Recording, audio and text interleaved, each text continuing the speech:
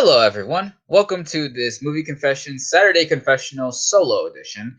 We are kind of taking the format of what we used to do on the podcast, where myself or John J. Fry would either see a movie or something in particular, either by ourselves, and often talk about it just in our own way and form. John J. Fry unfortunately could not be with us this confessional. Don't worry, he's perfectly fine. He'll be back next week. Let's just say it was just kind of just a little thing here or there. So I just figured, all right, well, let's do this solo thing, because maybe there'll be a situation I would not need to come on board. You could kind of do your thing where it's certain things you want to cover, or maybe you and Amanda could come on. So yeah, this might even be a quickie review because we kind of had done our back and forth when it came to talking certain points about things. But don't worry, I'll try to make it as engaging, and maybe we'll get somewhere. But on the roster for tonight, we have two particular things to review, as well as several stories that happened within the week of movie news. But the biggest one being that this week was, in fact, the release of the much anticipated officially final conclusion of Warner Brothers and Legendary's MonsterVerse films of Godzilla and King Kong movies, with the Battle of the Century, or the Battle of the Ethons, or whatever you want to call it, Godzilla versus Kong. After, I want to say, roughly 5 years of Godzilla King of the Monsters, Godzilla has pretty much been roaming wherever, and we see that Kong has been pretty much situated, I believe, on Skull Island, where we have a particular scientist trying to keep him safe, trying to study him, and has an adopted child who basically is this real source of contact and companion. Ultimately, we get a conflict where Godzilla seems to be going berserk for some reason, and it ultimately leads up to both Kong and Godzilla basically having a battle, with bigger implications happening around the world and at large, especially when it comes to who will be the alpha or the king of Titans. So I went into this going into the theaters because I managed to get myself, vaccinated, and ultimately with the mass precautions and everything that happened in our theater, it actually was pretty much a very good arrangement for the most part. So, and I went to see an IMAX on top of it. So it was definitely fun, very decent crowd for an early afternoon. And from the screen in IMAX that I got, it was actually quite good. I mean, I've been to a handful of them all over my state. So this one was actually a pretty good one. So obviously the big consensus of what this movie is it something of utter sheer nonsense, or is it actually something enjoyable? It was fun. You get nothing but fun when it comes to these type of films. There is a big thing going on with the human characters, but I will get into that in quite a bit. So yes, we do get the big battles between Godzilla and Kong. And yes, I personally was kind of rooting for Kong. Why? Because I wanted to, I guess you could say I was a bit more of like, well, we know what Godzilla is capable of, and him being more of like the predator when it came to his films. And Kong was more of a survivalist and I guess more of a fighter. To me, it just kind of came out to, okay, I would really want to see how Kong can try to one-up Godzilla, because he probably has more of an advantage of being more, I'm trying to think of the term, but him being, I'm going to say he's a gorilla, technically, a very large gorilla. The fact that he can climb on things and move around as fast, whereas Godzilla has the advantage of actually having atomic breath, the tail, etc., and so forth. So that's where I was. And the mini battles we see them at were more or less awesome. I mean, you got to see, obviously, them being the massive scale that they're meant to be, and them being surrounded by the buildings and their environment, and how they managed to use the environments to their advantage when you see them fight. Obviously, one of the big ones we saw was their big fight on the ocean in the barge, where Godzilla, obviously being an amphibious type of creature, could have the upper hand and manages to get Kong in that situation. Whereas I think Kong, with the help of the humans, managed to just kind of, stave him off for the most part. So when it comes to this film, obviously, you would need, with Kong Skull Island and as well as Godzilla films, you would need the human characters to kind of be the voice of reason or the point of contact for either Titan. With the Kong storyline, you have Rebecca Hall playing the lead scientist, and I want to say it's a new coming actress playing her adoptive daughter. So they just want to obviously study Kong, protect Kong, and try to, find a way to really understand Kong. And, for the fact that, they have to have Kong thrust into the situation where not only is he have to be a protector against Godzilla, as well as the other bigger thing going on, which I will get to, it puts them at a point of like, he protects us, we need to protect him. Godzilla has the reoccurring role of Millie Bobby Brown playing her previous character from Godzilla King of the Monsters, wanting to understand there has to be something going on with Kong. Like, this doesn't make sense. He hasn't been this way. Something has to be provoking him.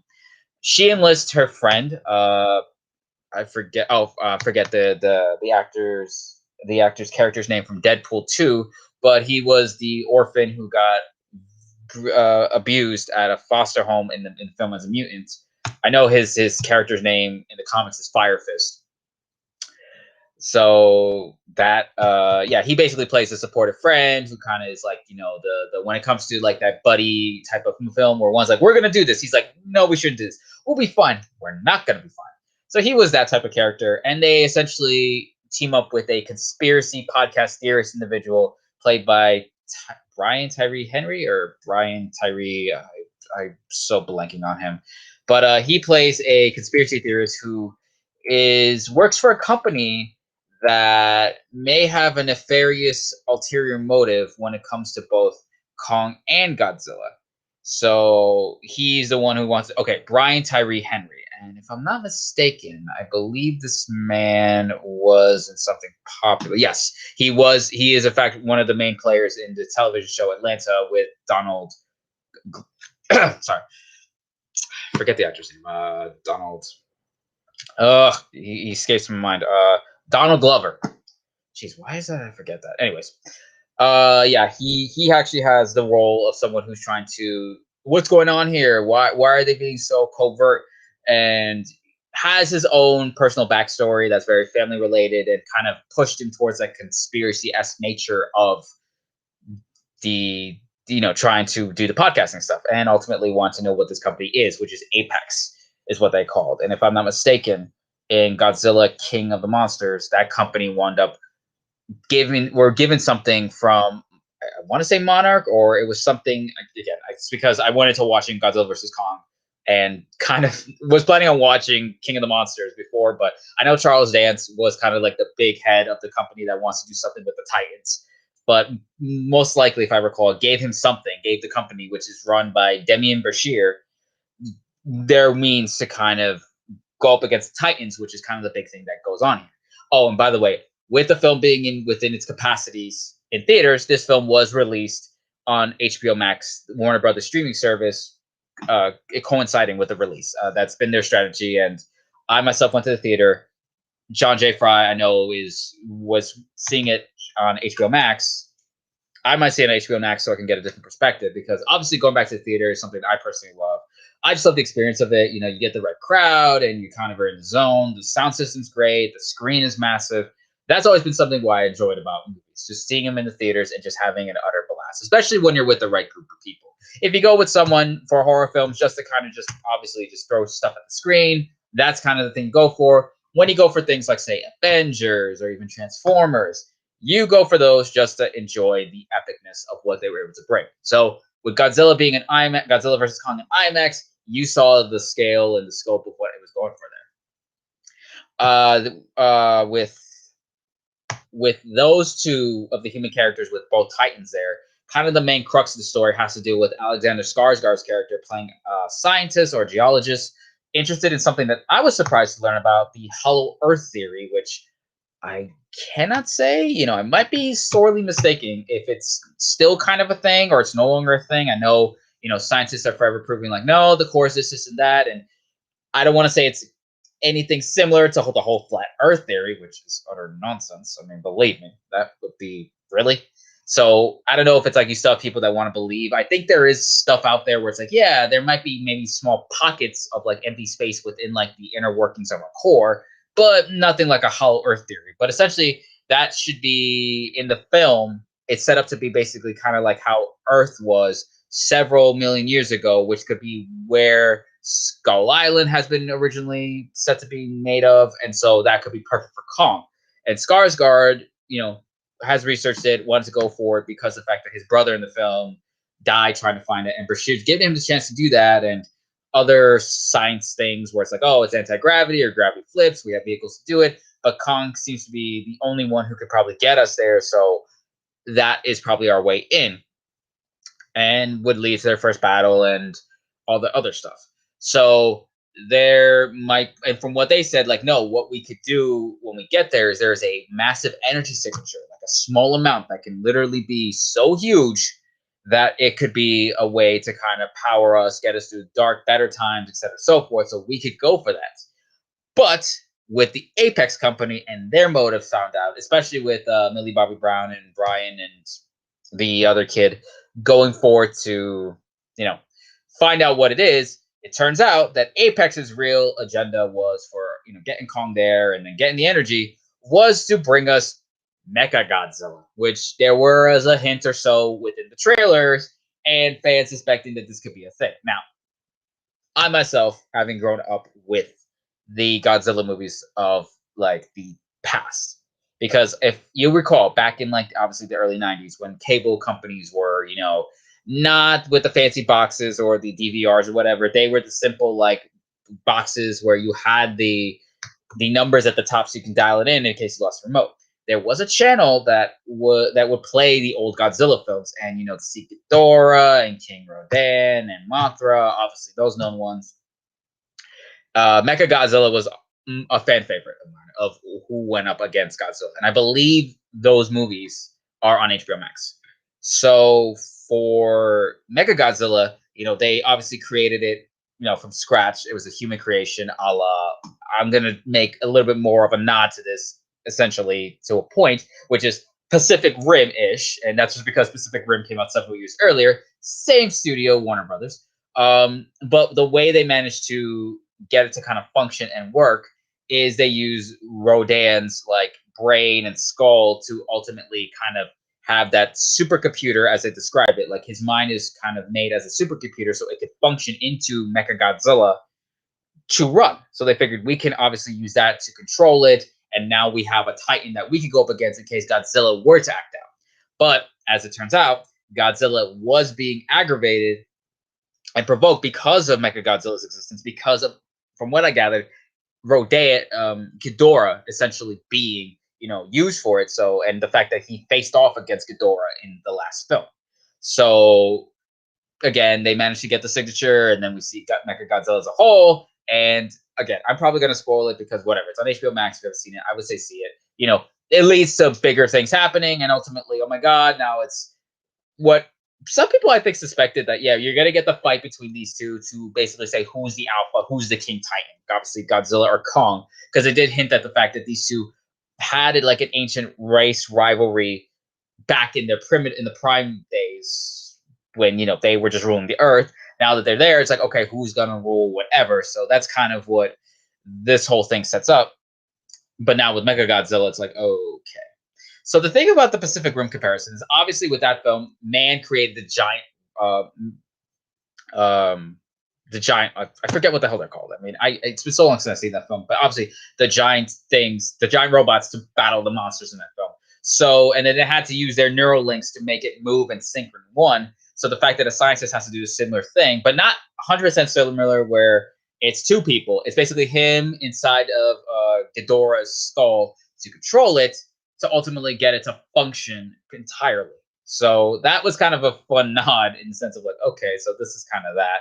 Because there were early rumors that, oh, they're going to do Godzilla, and then ultimately Pacific Rim might do a crossover, which arguably would have been cool, but I think we're kind of past the point of Pacific Rim. Depending on what happens, if they manage to kind of renew their contract with Toho to do more Godzilla movies, that might be something fun. But in essence, that's kind of what we get with the movie. And as with all the monster films, especially with any Godzilla film you could ever see, the humans are essentially underwritten, underutilized, and that's kind of always the thing. If we recall from the first Godzilla film made by Legendary and Warner Brothers, they tried to do a bit more of a character-driven thing with its characters, but at the expense of seeing Godzilla and the battles. And that was one thing people want. It's like, you have him back, and you have these new monsters, and it's going to be like the destruction that, with all of like the prior disaster movies that we know and are capable of, especially now, you're really gonna hinder us to see it, which they effectively retconned with Godzilla King of the Monsters, where it was the big battles with the monsters, but at the expense of the characters and everything so forth. Because you're not given the time in like a 2-hour if anything, a 2.5 hour plus film to do something like that and keep people engaged. What they want is the monsters. What they want is the destruction. They kind of want the characters either having a say into what's going on to what they can do to contribute to help the monsters out, which is what happens here. But everyone has their role. They play their types, and I don't expect anything more out of this. It is a blockbuster movie. It is a monster film. You take it as it comes and you enjoy it as it is. If you have HBO Max, check it out. You will not be disappointed. If you're kind of wondering of seeing it in theaters, I would say not like obviously keep yourself safe. Do whatever you can to make sure you can enjoy yourself. If you've got to follow precautions and all the guidelines, if you're up to dealing with that. Because yes, our guidelines were keep the mask on, we're distancing everybody. Wasn't a big problem for me. I work a job where I have to keep the mask on all day, so it's not a big deal for me. But if you want to go for it, it's essentially killing an afternoon if you want, or getting into the night if you got to do something like that. If you want to get out the house, that's how I say if you're gonna do the theater experience. If you want to stay home, be comfortable with HBO Max, perfectly fine. But as a flick, it was definitely enjoyable. I recommend it highly. So yes, go see the movie. Okay, the next point to talk about, the other big review that I feel is worth noting, because unfortunately last time, I was on, unfortunately I suffered a power outage and midstream nonetheless, and kind of got cut off. But obviously we last left Falcon and the Winter Soldier releasing their third episode of, I believe, 6 of the miniseries. So things are getting more interesting. Things are getting more fun. And, we get a little bit more commentary in certain things, but a lot of the more, I guess you could say, criminal underside things of commentary. So we have the fact that both Bucky and Sam need to break out Zemo, the villain from Civil War, Captain America, ultimately to use what he knows about Hydra and his underground connections. We get a little bit more about him, and just a little bit more of, like I say, the camaraderie between Sam and Bucky, and a return to form from what's her name? She was in Captain America. Well, she was also in Civil War, but she was also in Winter Soldier as someone who was looking out for Cap. But just give me 1 second, just because. See who it is. Oh, Sharon Carter. Yes, Sharon Carter returns, and last we saw her, she basically stole Cap's shield and Sam's wings, and she has been on the run, and we got to see what she had to deal with to survive, how she kind of had been living more or less kind of a criminal life to kind of keep going, and crosses paths with them. Her, Sam, Bucky, and Zemo ultimately had a chance to kind of come back home and ultimately show them, okay, this is what you're dealing with, because with the super soldier serum that they're trying to figure out, seems like that there was someone capable of making it back to the version that made Cap who he was, and ultimately needs Zemo to do that. So we get more or less of the characterization of who Zemo was, the fact that him as a Baron, he had bigger connections because he was wealthy, so he kind of knew what he did and understood a lot of things because of that. But ultimately, because Sokovia fell, he more or less had to just do what he could to kind of continue to go on. We still get more from John Walker, kind of like, okay, he obviously has his motives, he has his intentions, but more or less, the actor playing him is doing a great job, because it's obviously people are hating him, which is like, yes, that is the point. He knew what. Sorry about that, folks. We obviously knew of the fact that this characterization and what they're going for, he was meant to be kind of disliked because he was taking on Cap's mantle. So, okay, well, Cap was one thing. How is it supposed to be the newer version of wherever? So, and is he being selfish? Is he gonna probably betray them for his own personal gain? Yeah. Oh, and there's also the fact, the whole thing with the club, the fact that with Zemo being a part of the underground network of criminals, and then Sharon kind of introducing to that, we kind of saw, like, I think it was illegal art stealing or art stealings of real. I say real in their universe, that they stole real artworks of like famous painters, whereas everything hung in the museums are essentially, oh, those are just the fakes. Like, really? There's a lot of money in this. So there was just like little commentary here and there, and the fact that Sam had to dress up as a specific type of criminal, and was like, I'm not digging this. I'm not digging these heels, and had to basically play on a part. And I think the only other thing I think I need to mention has to be the fact that Zemo was kind of, I guess, doing a little mind game with Bucky because of the fact that he's like, oh, can I still control him? Can I force him to do what I want? Which obviously, because of the treatment he got in Wakanda, Bucky is like in better control, but more or less, it probably still hurts him. The fact, like, yeah, this is who I was. I was kind of a person, a tool that was under control, and it never felt good. Which leads into the fact of him having a hard time, trying to basically make amends with his past, and ultimately, what's the term? Yeah, make amends, and ultimately kind of let it go because it still haunts him, and it's just something that it seems like is a great thing for him as a character and the actor to do. But hopefully when he progresses at the end, he'll be able to kind of at least have that heaviness lifted off. So really, already halfway through this miniseries, it really does feel like that.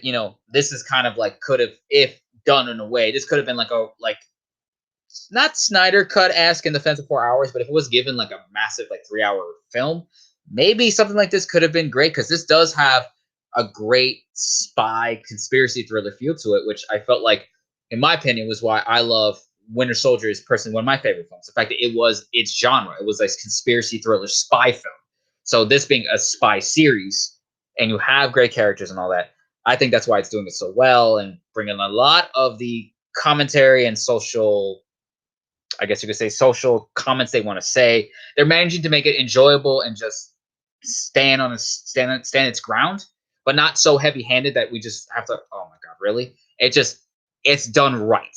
And I think, as what Jafar had said in the last episode when we talked about Winter Soldier, like, yeah, this is a writer who actually can do this stuff and put it entertainment and make it, good enough that we can take it in, but not feel like, oh, this is like something we got to deal with. It's just enough that it really adds much to the story. So I just cannot wait for, to see what happens in general for the last 3 episodes. And, again, when it comes to the week-to-week format, I just feel like, it's always like, do we really want to binge this? Because personally, I binge WandaVision, and because I wasn't really in a rush to see it, but this I was like, all right, I'm definitely invested to see this every week, so this I will do.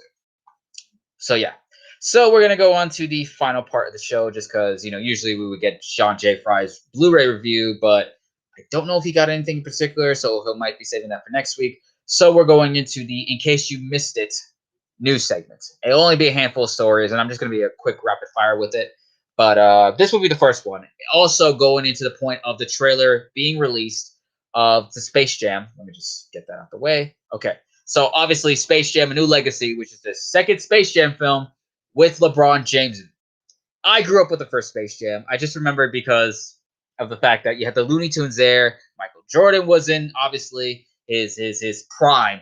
So the fact they did a film about that, and it was that more or less, in a sense, less version of Who Framed Roger Rabbit, of humans interacting with cartoons, and ultimately the big conflict of it being a basketball game. So the fact that we're doing, I guess you could say, this generation's version of like the big star on the court, and I guess more or less the updated versions of the Looney Tunes cartoons, because I know HBO Max did release newer versions or newer episodes of Looney Tunes. So yeah, I don't know. I found the trailer interesting in some sense. So I don't know. I guess I'm not planning on seeing it in theaters just because it's like, what, this is one I definitely feel like I could stay at home to watch personally, just because, again, if kids and parents want to go take their kids to see this, I mean, hey, if you want to see them act wacky or something happens, because another thing that I found it interesting that it was pointed out, the fact that with the trailer you got like other worlds of stuff. So we had Westeros of Game of Thrones, we had the Wizard of Oz. So I don't know. It was funny because a comment did say, like, what are we doing, like Ready Player One type of thing, where this is like server world, where, oh my god, this is all the worlds, and the Looney Tunes world was something like this. Like, and yes, Ready Player One was from Warner Bros. So I don't know if that was just kind of just something so that they can technically get them into the Looney Tunes world, where it was just simple and fine with the fact that the Looney Tunes world was kind of in the center of the earth, or a part of the center of the earth, and that was like their main portal. So I don't know if Server World was just kind of them just trying to say, like, oh look, we have all our properties, this and that. But I don't know. That just kind of was like, I was fine with the old version of like the fact that I think it was Yosemite Sam just lassoed him from his golf game into the center of the world. If you remember that scene, but yeah, you have some interesting people working on this. You have Ryan Coogler of Black Panther and Creed, who actually is a producer on this, and Malcolm D. Lee, which I think he's done a lot of like, you know, like a lower budgeted but very cool like films with black leads, if I'm not mistaken. Is that Malcolm D. Lee? Because I don't know if he's related to Spike Lee. I could be mistaken. I don't, or he might be his protege. I might be horribly mistaken just because. No, he's the cousin of Spike Lee. That's why. Because that's like I think he was related to Lee, but no, he is the cousin of Spike Lee. But yeah, no, from his directing repertoire, this man of his most recent fare was Girls Trip, where you had people like Jada Pinkett Smith, um, Queen Latifah, that comedy. You had the Kevin Hart comedy, Night School. Oh, and he did a classic, which was Undercover Brother, which that's a funny movie. So he might definitely be bringing something to Space Jam: New Legacy. So when it comes to talent involved, because I think the director of the first Space Jam, I think he was a music video director predominantly who had worked with Michael Jackson on some of his very classic videos. So that was good there. But I think with all the people involved with this one, I think it is going to be probably something interesting. But I think we're going to go on to the next film, which it's just a little something I just want to point out. Hitman's Wife's Bodyguard release date was I think moved up to June, which I gotta tell you, I remember going to see this movie and having a blast. And it's funny when we talk about movies that you could kind of go see, wait for them to be on Blu-ray or streaming. No, this was one you had to go see with a type of specific audience. Me and Jay Fry went to see this because we thought the pairing of Ryan Reynolds and Sam Jackson, two men who know how to do comedy, who know action, on a simple ass plot of a hitman needing a bodyguard, that honestly sold itself. And I think it's more or less goes back to the heyday of when we had movie stars and star power basically carrying movies. And it didn't necessarily need any complex plots or anything like that. It could have been simple, and just the charisma and just the chemistry between two leads was perfect. And I just felt like, yes, we need to see more of Ryan Reynolds and Sam Jackson, or in us Marvel people, hey, Deadpool and Nick Fury before their Shield and Marvel days. This is probably them when they were just training. Because that's all you see with the comments of this film. Like, oh my God, it's these two working together basically for that, and seeing them basically kick ass. So the fact that they're coming back and Salma Hayek's coming back, so it might be something more or less linked with her character for this film. Again, it might be interesting because she was just as funny as well. So to me, this is the type of popcorn flick that you can go to theaters and have fun. And I think Lionsgate is releasing this one as well. So, I think they still kind of digested the theater window gap, and obviously with things hopefully progressing so that enough people are comfortable and we can kind of get the theaters in a very healthy state just to kind of continue business as usual. Yes, this is definitely one that I would recommend. Like, if you've seen the first one, watch the first one. You're going to be laughing your ass off. And I pray we get this one where we'll be laughing our asses off even more. So, yeah, I can't wait. So, I think, yeah, for the most part, when it comes to the movie news stuff, and I am going to just be pulling from one specific source because a lot of it is just stuff being pushed back just a little bit more time frame. And I figured, just talk about that in essence with the movie situation, and just a little thing about me of how I personally felt with when it comes to these stories. So, because tell me, Jay Fry definitely has his opinions about these stories. I can tell you that much since we saw Hitman's Bodyguard and with the next story, because this is going to be the next one I plan on seeing in theaters. Let me just see if I can get this ready to be pulled up. But yeah, I think yes. So the next big thing for Warner Brothers and their streaming service, which I think they have like one movie coming in between this, if I'm not mistaken, is Mortal Kombat gets pushed back to another week. Which if hold on, let me kind of scroll back up just a bit second, just so I can see the date. All right, let me just scroll down because I hate it when it's these stories they tell you. Okay, here we go. So the original release date was April 16th. But now it is going to just be another week to April 23rd, which keep it in April. That's perfectly fine.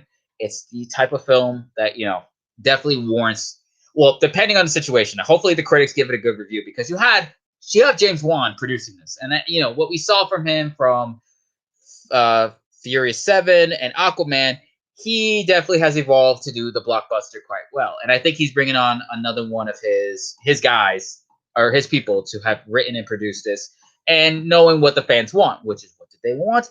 They want violence. They want gore. They want that story that they know so well. The story that got rebooted with the newer installments, and actors who ultimately are the characters. Because let's face it, when it came to the original film directed by Paul W.S. Anderson, to kind of see our, growing up with those games, yes, I had a Sega Genesis. I played them as a kid. Parents would have gotten on my ass if we ever did anything violent as the characters did. So they're like, don't do it, don't do it, don't do it, don't do it. So to kind of see that was a lot of fun. And hey, we got away with it because it was PG-13. But now to see is like, yes, it is what a decent, at the time, a decent video game adaptation was for its time. Annihilation, I will be honest to say, I liked it because of the cheap fan service. I mean, oh my god, it's Cyrex. Oh my god, it's Melina. But now it's like, I wish they could have done more. These were good characters, and the story's kind of whack. And I think they rushed it, but still. So the fact that we have, a lot of the classics, and from what it's been stated, that one of the big stories arcs in the film is going to be Sub-Zero versus Scorpion, which their rivalry is legendary within the games. So for it to kind of play out what it's going to be in the film is going to be, something to see eyes on.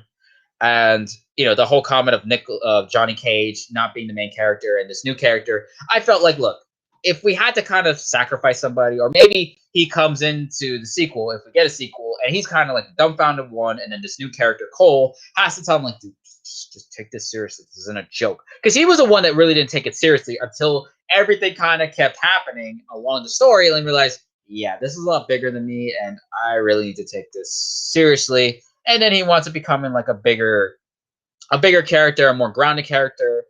And yeah, I just can't wait. I really cannot wait. This just seems to be a lot of fun. And I don't know. I think, we hopefully might get something of a series if this actually goes well. But hopefully, folks, hopefully we get this. Hopefully the blood and the gore and the violence is tastefully done. The fatalities are done well. The characters really play their parts. Like, everything is set up to be done right in this version. Now with what the fans want, and hopefully with the whole thing they're planning on doing with the same day release with the theaters and streaming, hopefully people will get the chance to be like, okay, this could be something you can do with the fans and the theaters and whatnot. So let us hope. So I have one final story, because this one is interesting because of just the fact that you have someone who more or less made this a movie in a different medium, but now it's getting crossed back into another medium to try to make it a little bit more. And this actually is something I'm personally excited about because of who's involved. Yes, they're about to begin production on the Last of Us television series, which has been developed by Craig Mazin of Chernobyl.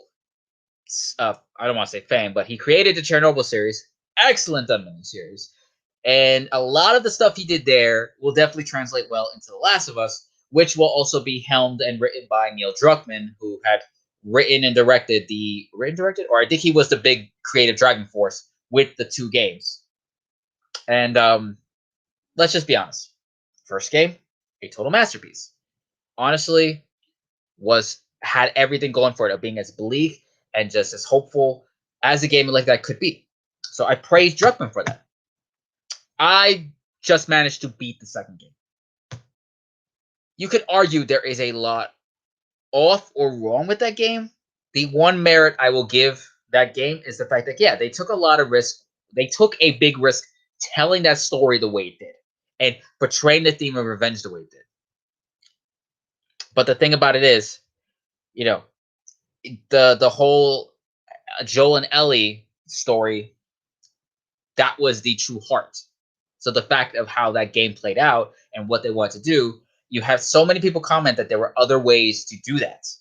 So believe me, it definitely was a big thing that I know a lot of gamers did not like. So How Druckmann and Mason, if they're gonna, how they're gonna plan to do this out, if it's gonna be just taking elements from the games, or if they're just gonna, do their own thing with the series as its own thing and just be adapted in its own right. However they plan to do it, hopefully they'll be able to kind of, portray the themes that they want to portray as they could in the games, but not, go to the point of like no return where fans are just so put off by the fact that can't believe you went there. You could have went different ways. So again, that is the one thing I will give Neil Druckmann on, like the fact that he was willing to take that risk on something like this, and then ultimately received that whole backlash because of it. So again, maybe with the series, he'll try to remedy that and try to give something a little bit more to the fans back, and maybe do something not as out there or as honestly fucked up as what happened in the second game, but more in vain of that. So, but obviously, with all this happening, and hopefully with things going back to normal, hopefully more good things will be coming out of this, more adaptations, more other stuff. So, yeah. I gotta say, when it comes to the solo thing, it is interesting to kind of just, it's obviously more to have to engage with like John or John J. Fry or, Amanda, because, their opinions are definitely something to, when it comes to different looking at like, oh, well, it could have been like this, or I feel like it could have been something like that. Like, so it's that. So if, another solo thing happens, maybe it'll be J. Fry by himself. Can't really say if Amanda will do someone solo by herself. It maybe will be, maybe it'll be an episode where it'll be Jay Fry and Amanda just talking about stuff. Who knows? But right now we'll be back hopefully next week with some more goodies and another movie review. If you had listened, thank you so much for listening to me ramble for this confessional. I am Ben, and I just confessed. So, salutations, good night, keep watching movies, and God